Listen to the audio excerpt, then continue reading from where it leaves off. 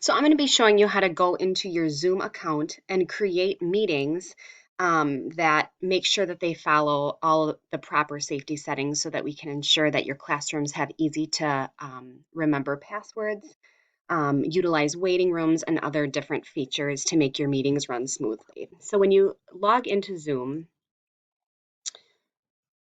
what you really want to make sure you're first doing is go into My Account. And if you have not yet set up an account, everything is free right now. You want to make sure you do that because by setting up your own account, it allows you to go in and personalize things and edit your meetings afterwards.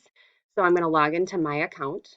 Um, and within My Account, I now get an additional option, which is to schedule a meeting. And so I would suggest scheduling meetings ahead of time because you can really personalize, again, different settings, making it easier for your guests. So in scheduling a meeting, you click on that option and you can obviously title your topic anything you'd prefer. So we're just going to do a mock-up. We're going to say PBIS meeting. You can put a description in if you want to. Here is where you can put your specifics of when your meeting is going to be held. Let's say it's held today at, at noon. Duration is going to be 1 hour. This would also be an opportunity to schedule a recurring meeting if this was something that was going to be happening at the same time every week. You would click on that and put your specifics in there. In this case, it's not. The meeting ID is going to be generated automatically. You don't really need to monkey with that, but this meeting password, the next feature, really allows you to make your sign-in a little bit easier for your students or any guests you're hosting.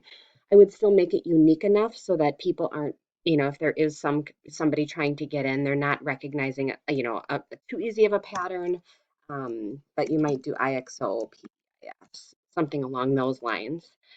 This also does appear for people in the invite so they can easily find it again later. But again, make it somewhat unique. Video, you're going to want to make sure that obviously the host is turned on. And if you're going to want participants to possibly utilize their video or to see them, you're going to want to turn that on for them as well. And then for audio, you want to keep a telephone option in case somebody is struggling to get in, computer audio. So by default, keep it as both. Here are some specific meeting options that allow you to, I guess, create some additional levels of security. So enable waiting room is always enabled. If this is a meeting with adult staff that you may know are coming, you can deselect that. But if you're inviting families and students in from the outside, you might want to keep enable waiting room on. Um, you can also enable people to join before the host actually gets in there. So this is something that, again, for adult staff, I'm okay if everybody joins before I'm able to. So I might select that, but I'm going to take the waiting room off in this case because I'm working with adults and I don't need to admit each one. If it's a really large group, you might want to mute all the participants before they enter because that kind of reduces the noise and allows you to maintain control on the onset. And then if you're doing any recording. So these meeting options are really, really important. Again, if you're working with students and families, I would make sure that you always are enabling the waiting room beforehand. You then simply save. And you also have the option to put this right onto your calendar um, if you want to invite that way. So it pops onto your calendar and then you can invite people separately. Or you can just have it live.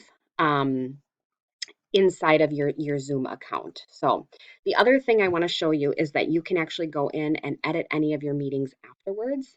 So when you're in your account and on the left-hand side here under personal, you have profile. And then when you click on meetings, it's going to give you a list of all of the meetings that you have scheduled at any point. And the reason I show you this is because you can actually go in and edit things afterwards if the time has changed, if the restrictions you want to put in place have changed. Maybe there was not a password set up initially, but you want to make sure there's a password set up. So you can just click on any of those links.